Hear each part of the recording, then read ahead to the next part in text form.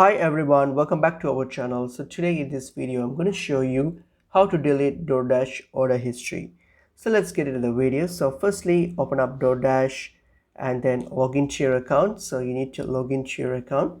And if you're looking to delete your Doordash order history, there's one point to keep in mind that you'll be only able to delete your order history if it's not been confirmed yet. So for example, when you get to your orders tab here, so click on your orders tab here and this will show all your current orders, your completed and current orders. So you can see your history from here. So if you want to delete an order, then you'll be able to delete it from history only if that order is not been accepted yet. So for example, if you open that order and then you will see when you if you scroll down, you'll see an option called to delete it. So you can simply click on it and then delete it.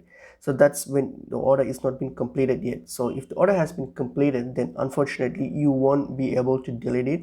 So you won't get the option to actually delete the order, as those information will be stored in the Doordash database. So that's pretty much it. So I hope this information will be helpful to you all. I'll see you in another video. Thank you.